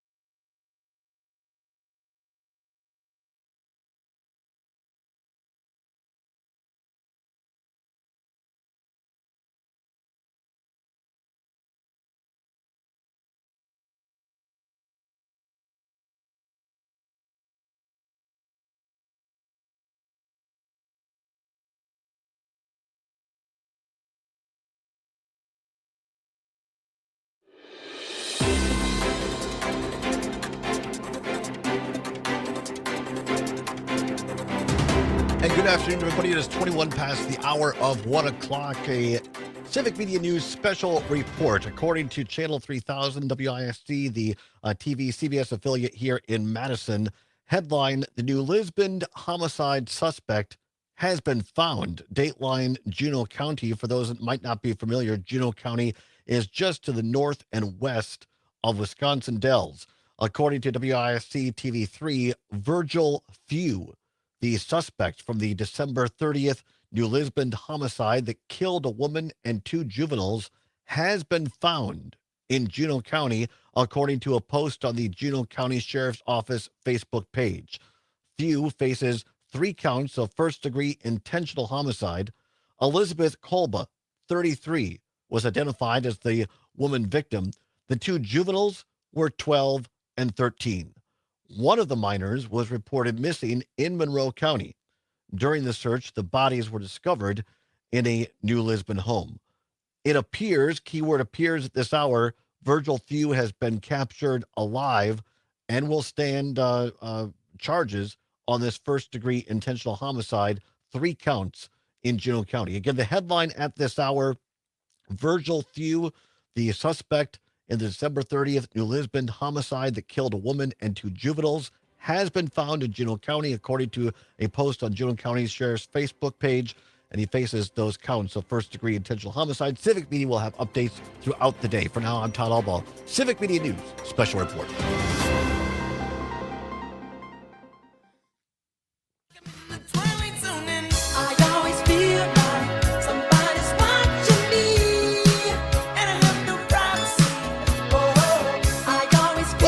The Todd Allbaugh Show on the Civic Media Radio Network, and it's 23 now past the hour of 1 o'clock, right in the middle of What's Worse. What do you dial up there, Mr. Summers? Nicely done. Somebody's Watching Me by Rockwell. I like that. Very good. Well, he has a great brain for that stuff. All right, so the What's Worse question, staring or not making eye contact? What is worse, staring or not making eye contact? 855-752-4842. We go to Karina, listening on WAUK in Milwaukee. Karina, what's worse? Hi, guys. Well, I think they're not talking about disease, but there is a cultural difference in those things. That's and a good point. For me, it was very uncomfortable because a lot of Americans don't look at your eyes when they talk to you. They look around, but they actually not looking at you. In the Russian culture, you're lying to me when you do that. Right. Or you don't distrust me, or there's something wrong going on that you cannot look at my eyes for crying out loud. And it was one of the cultural shocks when we moved from Russia to here. But for me personally, you can stare at me all day long, but please, when you have a conversation, look at me. Yeah, that's a great point. The cultural differences. Do you also find it, Karina, that younger people are do not look you in the eye more than people say over the age of 50 or not? I think so too. You are absolutely right, and I think that their thing is they not doing it. When we moved in 1995, no cell phones, right? Right. So it wasn't. It was truly a cultural thing when the people maybe don't have enough attention span. I don't know why. But there are a lot of people, when you're talking to them, they're looking everywhere else but you. I think you've raised another great point that younger folks have gotten into the screens, and some older people too, quite frankly, but we've gotten attached to looking at the screens or whatever is kind of secondary, and we don't focus on really what we're engaged with, and that carries over when we engage with people in person. That's a great take, Karina. Really appreciate it. Thank you so much. 855-752-4842, 855-752-4842. We go to Ann listening on WCFW. The tap up there in beautiful Chippewa Falls. And what's worse, staring or not making eye contact? Well, I think not making eye contact, because there are cultures that don't look in people's eyes because of respect. And there's also a lot of kids on the spectrum as adults. Right. And they really work on looking at people in the eyes. And it's hard for some people. And I think that we just can't judge either way. That's kind of how I feel. Yeah, no, another great point. We kind of mentioned this at the front, that there are people, folks that have, certain conditions or whatever, personality disorders or whatever, that they're very uncomfortable making eye contact. So exactly, that's an issue to not judge someone just because they're not making eye contact, that there may be more going on there. Exactly. And I know people really work on it when they know that that's one of their issues. And so I feel like we can't judge people because they don't look you in the eye all the time. They might have a little eye contact, but I just feel like we have to look at the whole person. That's how I feel. Great perspective, Ann. Appreciate you bringing it up. Thanks for your listenership up there at beautiful Chippewa Falls, not far from the banks of Lake Wissota, where Pat Kreitlow comes to you every morning from 6 until 8 on Up North News Radio. I'll be on the program tomorrow, Zombers. They've started a new Friday round table, recurring guests, and Kreitlow has asked me to be on the first panel. So I'll be on in the 7 to 8 hour tomorrow on Up North News. Well, that should be a fun time. It should be a good time had by all, as our former teacher Ken Lewis is fond of saying. 855-752-4842. What's worse, staring or not making eye contact? What do we have here? Len in Madison on WMDX says staring is worse. Not making eye contact is ignoring someone. Staring is associated with intimidating behavior. I'd rather be ignored than intimidated, unquote. See, this is why I love these questions, because it's kind of meant a little bit just to have some fun, but then you get all these interesting takes that are kind of serious as well. That's the thought that I have. That's why I always make sure to not stare at people, because I don't want to be intimidating people. Right. That's just not what I'm about.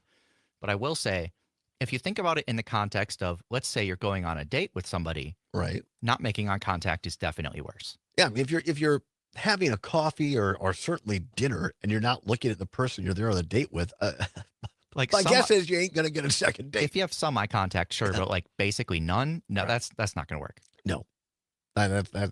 Unless, as mentioned, they have autism or some other condition. If there's a reason for it. If there's a legit condition, yeah, absolutely. Otherwise, it just seems like they're not into you. Right. Ever been on one of those kind of date, Summers? Yes, I have. I have actually as well. A lot can be said with the eyes. Linda Gray, great actor from Dallas, once said that the eyes reveal all for an actor. And she is so right. Great actor as well. Come on back. Going to have more on the other side. Talk about the 119th Congress right here on the Allbaugh Show on the Civic Media Radio Network.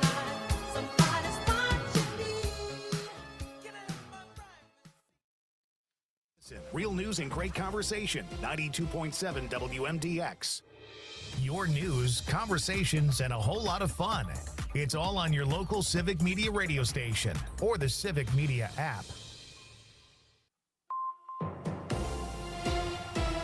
For 92.7 WMDX News, I'm Savannah Tomei Olson. An ice skater had to be rescued after falling through the ice on Lake Monona. It happened yesterday near Law Park. According to the Madison Fire Department, the person was 150 to 200 yards from shore when the ice cracked and they fell in. Luckily, they were able to get themselves out of the water and back on solid ice. The water there is about 40 feet deep, so good thing they were able to get back up. Paramedics got to the skater on foot and brought them back to shore. They were taken to the hospital by ambulance.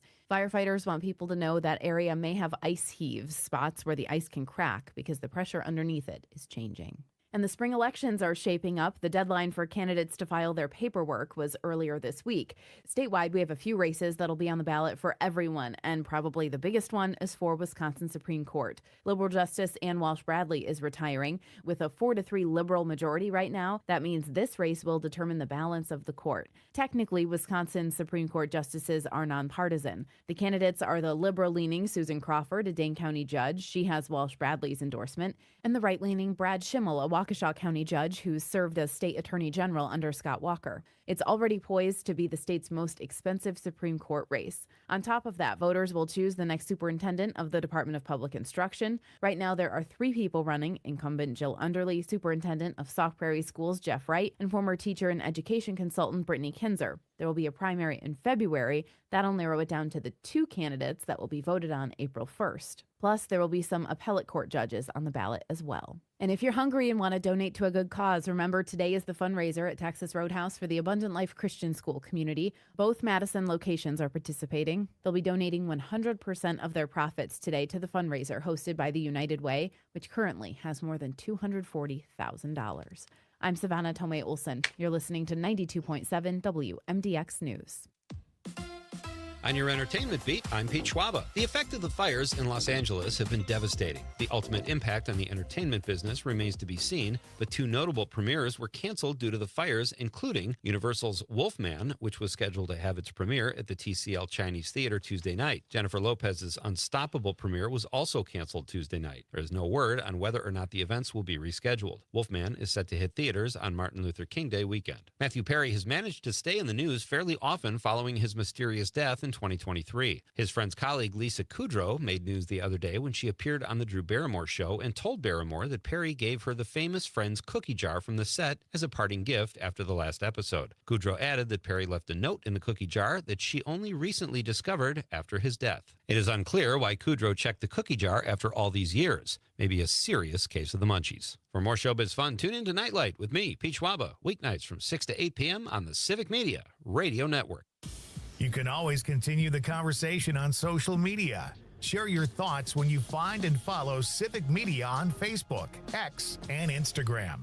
Increasing clouds and increasing warmth today, with highs reaching the mid-20s and snow moving in mainly around midnight. It'll be light, laying down around a half an inch with a few flurries still flying in the morning. Otherwise, we become partly sunny with highs near 30. I'm meteorologist Brittany Merlot. It's 26 degrees at our studios.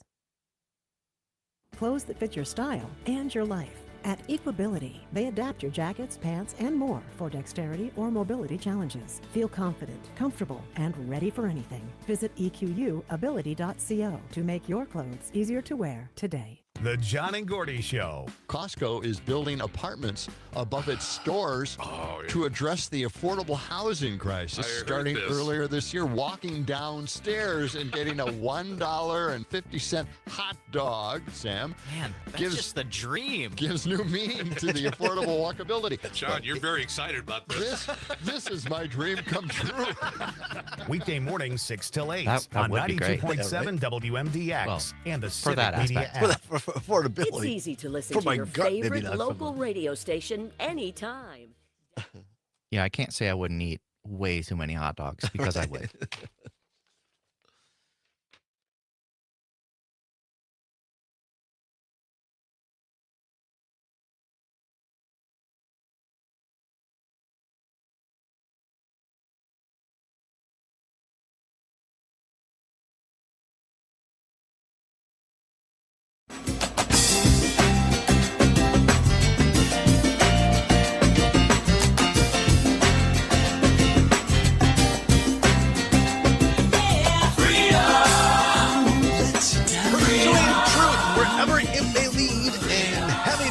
doing it? Welcome back to the Todd Allbaugh Show on the Civic Media Radio Network.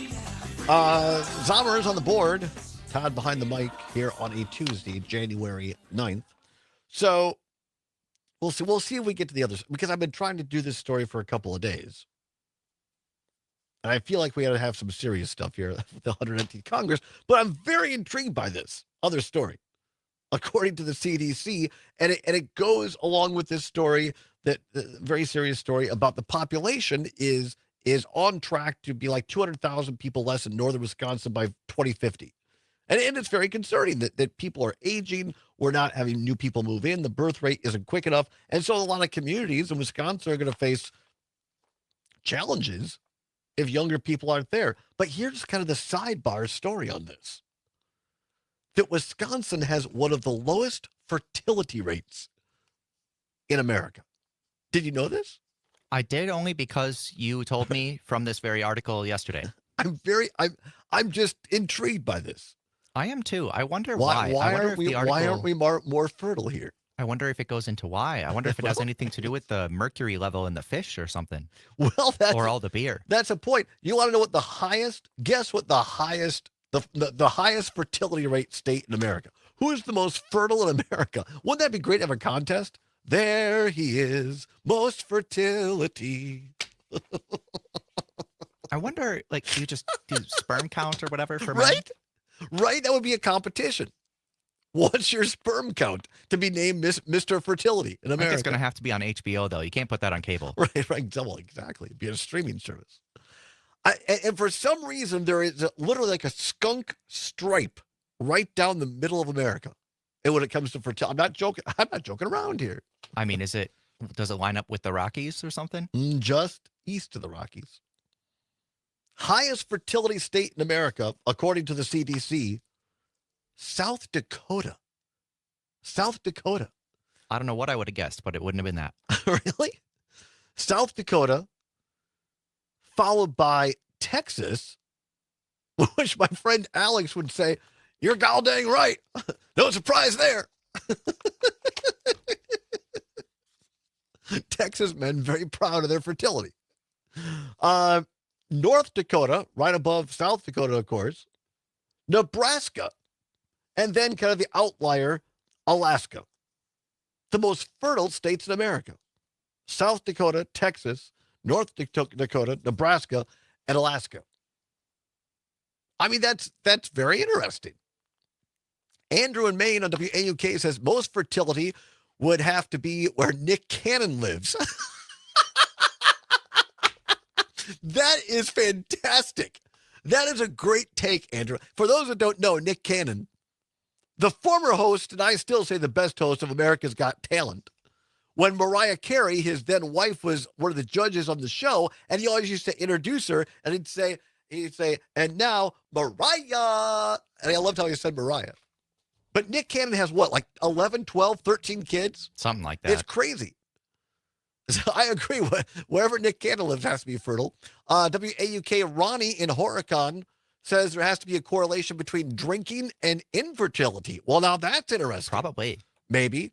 But I think there's a pretty high drinking rate like in North and South Dakota. But I could be wrong. We are still by far the winners, though. Yeah, absolutely. Ronnie says since we have the highest drinking rate in the country. Well thought out. Why is it that Wisconsin has one of the lowest fertility rates in America? This is great that it's prompting calls. I didn't know it would be this great. And 855-752-4842. Karina calling back in from Milwaukee. Karina, what do you think on this infertility? Yeah. Hi. You know what? I want to know how they're calculating it, actually. You what? Whose fertility rate? The man fertility or female? Well, fertility? I how think they calculating the rate? Right. I mean, how you do that? I think I don't know the science, Karina. All I'm reporting is what the CDC is saying. I think it's a combination between male and fertility, or male and female. I don't think I haven't seen it where it's divided up. Oh, here we go. Yeah, here. I should have read the footnote. General fertility rate per 1,000 women aged 15 to 44. Because I was going to say, it's not fertility when you're referring to men. I don't remember what it is, but it's something Virility? else. I think that's what it is. Virility. So, all right, there you go. Any is it on the base of the pregnancies or it's on the base of the fertility treatment? I do not know that. It just says this based on a study It's of a 1,000. weird data. It's just, I work for healthcare. It's just Right. very weird data. It's lopsided. I understand Alaska, they have a night all the time. What else is there to do, really? I know You're right. See, that's my point. And I was jabbing Pat. Well, that's a bad term to use. I was telling Pat Kreitlow the other day on the show what's going on up there in northern Wisconsin. It's not cold enough. You understand that the global warming has resulted in people not sleeping together enough. That's why the population is going down. Or actually, I was thinking maybe they are start talking about that they are putting not the fertilizer, the fertilizers and the pesticides now twice a year, a season, twice a season, and there's a lot of farm fields in there. Yeah, it's maybe water actually. Yeah, maybe water. Maybe literally might be something in the water. Thanks, Karina. Appreciate you. 855-752-4842. Why is it that Wisconsin ranks as one of the least fertile states in America? Go to Peggy, listening in beautiful Brooklyn. Peggy, I have not driven through Brooklyn in a minute. I go through it when I go down to Monroe. How are things in Brooklyn these days? I miss driving through. Good.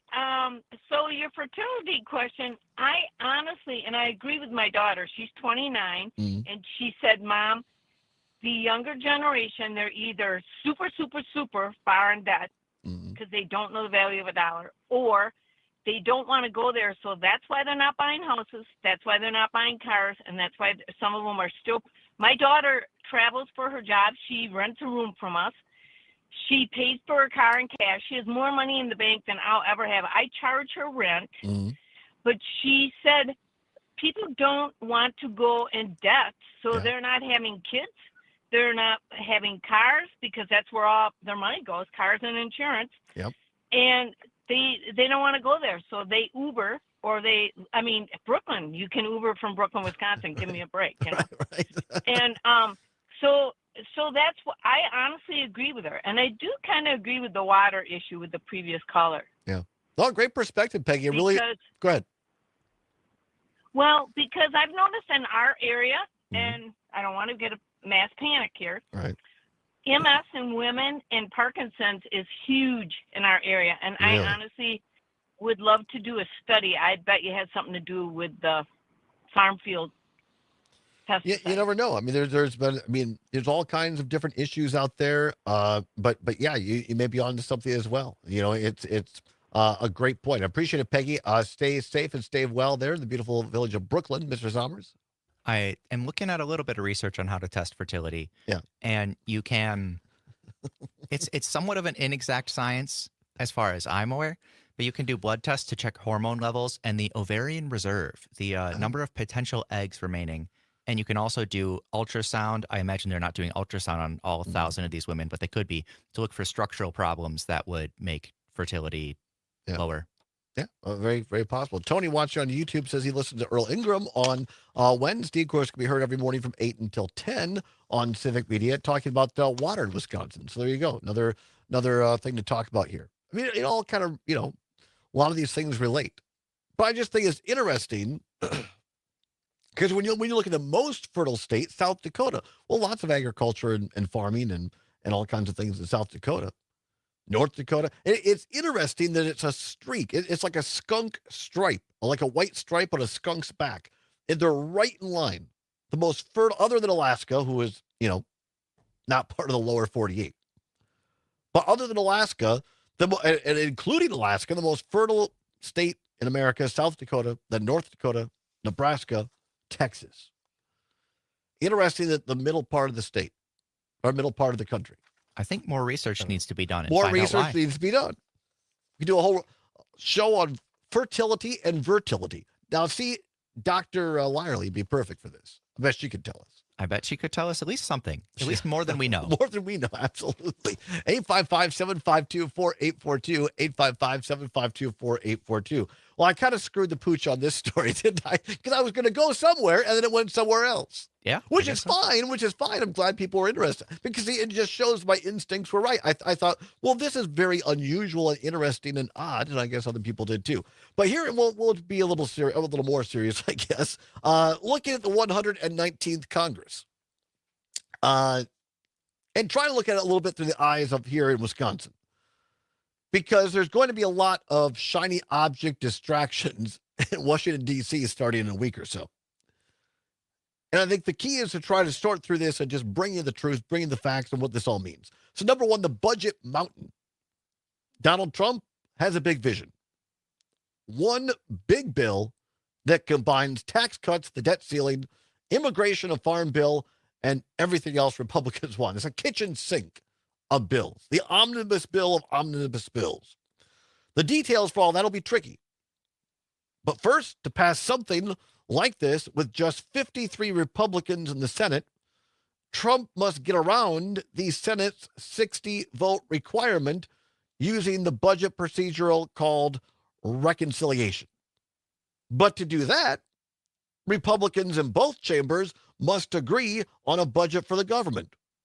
And while Donald Trump boasts about constructing things under, quote, budget and ahead of schedule, unquote, Congress more often than not passes no budget and extends their own deadlines. That's why you have to have the continuing resolution. Add to that, Republicans will have a single vote margin in the House of Representatives for the first months in this Congress, and clearly they have disagreements over budgeting and the process. Remember, the Freedom Caucus members sent a warning to Speaker Mike Johnson just last week when they made him go essentially to overtime in order to get that vote and that speakership. So we're also, here's the other big thing to watch. Confirmation fights. Trump has several controversial nominees who have survived their first challenge, press coverage, and general public debate. But they now face their next and perhaps most important test, committee hearings. Hearings start, hang on to your seatbelt, next week with testimony for Defense Secretary nominee Pete Hegseth, Attorney General nominee Pam Bondi, Agricultural Secretary nominee Brooke Rollins, among others. In particular for Wisconsin, and I know the sexy one, is going to be Pete Hegseth for defense and Pam Bondi for Attorney General. But what may affect Wisconsinites even more is Brooke Rollins. How that's going to go down. And again, having no farm bill.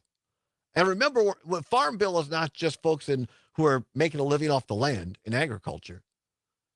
It's also rolled into the school lunch program. Our, part of our funding for county extension agents going through the UW system and state budgets. These are things that matter to actual Wisconsinites and affect what's going to happen next. 855-752-4842. We'll go to the phone lines after the break here. I know Wisco Paul is on the phone. Stay tuned, Wisco. We'll come back to you right after the break. But these are things, the 119th Congress, that we're going to want to follow. Bring you some facts and truth. Also, Trump-Thune and the Senate schedule. Trump has an ardent loyalist, and of course, Johnson, the speaker, frequently travels with and appears in photos of Trump. But Senate Leader John Thune has had a rockier history with Trump, including openly calling on him to leave the 2016 race. Of course, they patched things up earlier this year. Thune endorsed Trump. But the South Dakota Republican is known as a far more institutionalist than Trump. And Thune is the one that said, no, we're not just going to approve everything you want. We're going to go through the proper order of things here in the United States Senate.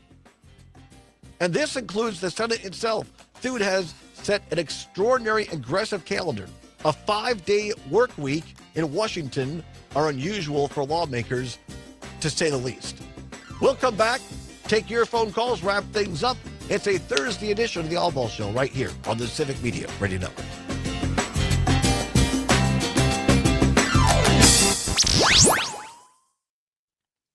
Madison's real news and great conversation. 92.7 WMDX. I'm hungry. What's cooking? Oh, no, not me. It's your turn. Oh, we're back to taking turns? Yes. Well, how about Sugar River Pizza? Oh, yeah, now they can cook. I could really go for some of that 12-hour smoked pulled pork. Ooh, and some pasta. Okay, now I'm hungry. Sugar River, here we come. And they have that great kids menu, too. We don't have any kids. Right. That's beside the point. The point is, I'm hungry, you're hungry. Let's go. Yes. And we should talk about having some kids. Get in the car, Bob.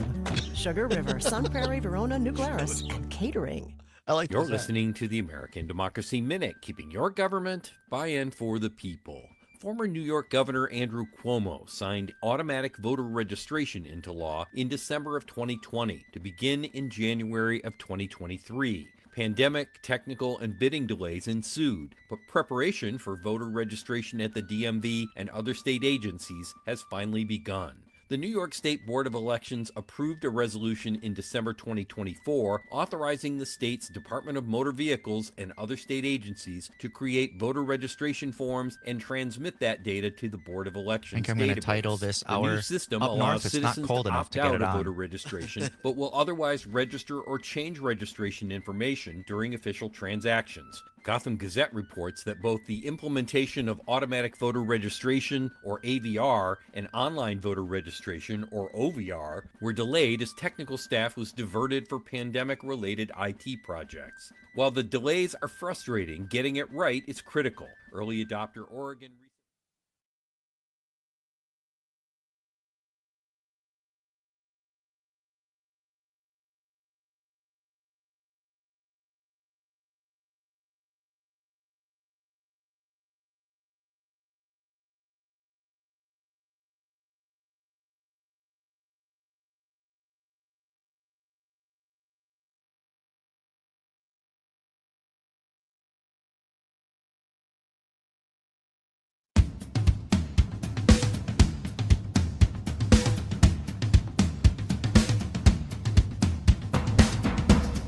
Welcome back to the Allbaugh Show on Civic Media, where it is now 9 before the hour of 2 o'clock. At the top of the hour, again, updates from Los Angeles on the absolute tragedy with the fires out there in the greater Los Angeles area. And then followed by a look of weather and sports with Mike Clemens. The Badgers get underway tomorrow night here at home against the Minnesota Golden Gophers. And, of course, Mike Clemens continues to follow the Green Bay Packers as they get ready to take on the Philadelphia Eagles in that wild card game. Kickoff time set for 3 o'clock on Fox, but you can listen to the pregame show starting at 1 p.m. on select stations across Civic Media, including Richland Center, Park Falls, Racine, and Kenosha. Clemens continues to follow that like nobody else in the business. We always appreciate his updates. And then get set, get ready, get go. Get go? No. Get ready, get set, and go. It is Maggie Dawn and the Maggie Dawn Show from 2 until 4, followed by Dom Selvia, and then Pete Schwaba and Nightlight, followed by Rick Smith Across America, and then our friend Robert Pilot and Native Roots Radio. Another great lineup here on the Civic Media Radio Network. 855-752-4842, 855-752-4842. Wisco Paul has been holding on. Wisco returned back to one of the things we talked about earlier in the show, of course, this tragedy happening in Los Angeles and the California fires.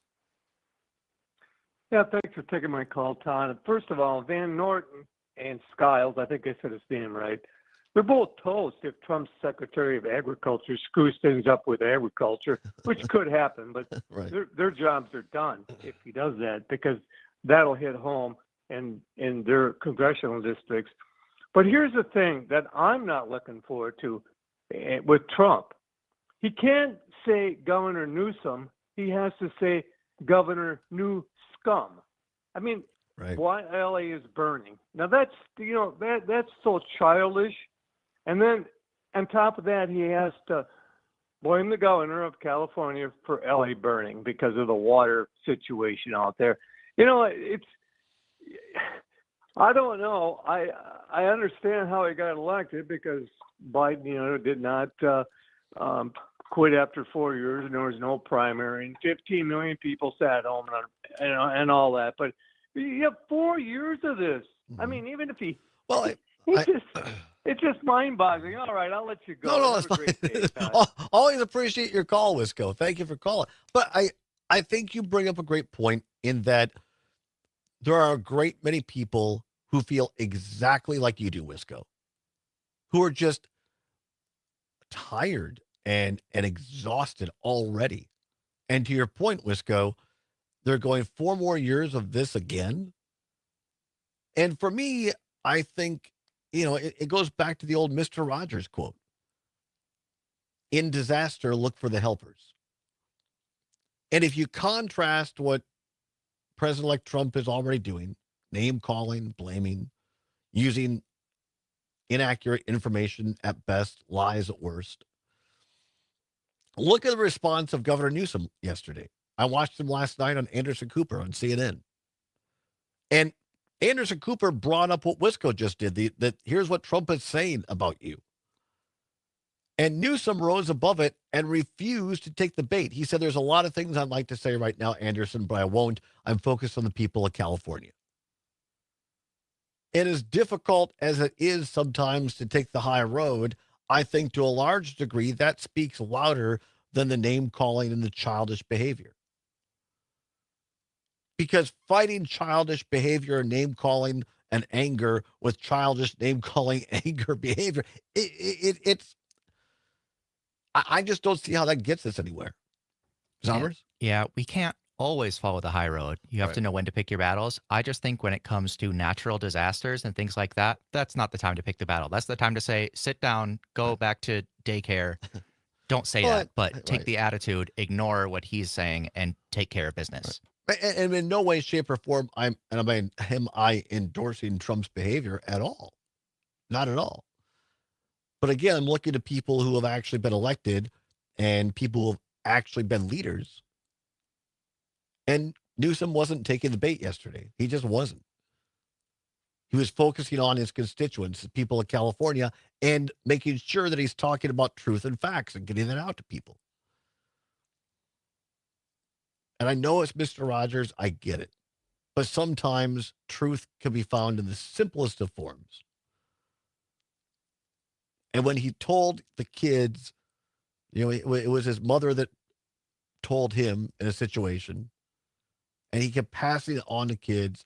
When things are darkest, look for the helpers. There are always helpers.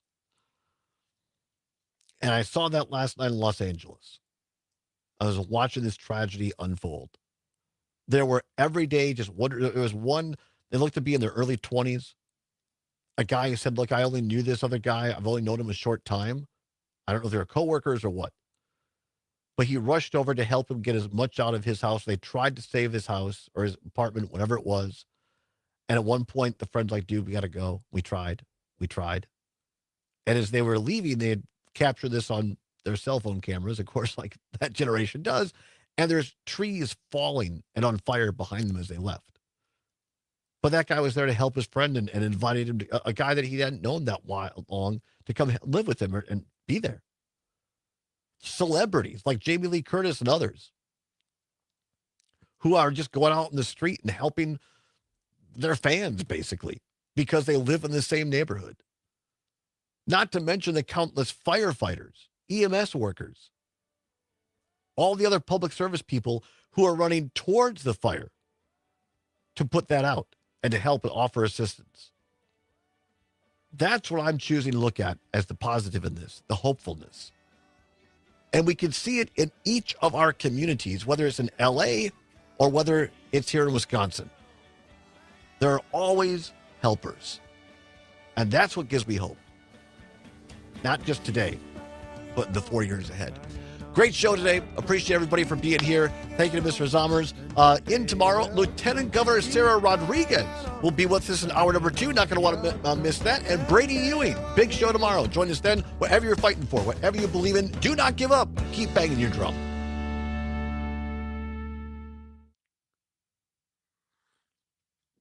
All right. Adios, everybody. All right. Thank you. Bye-bye.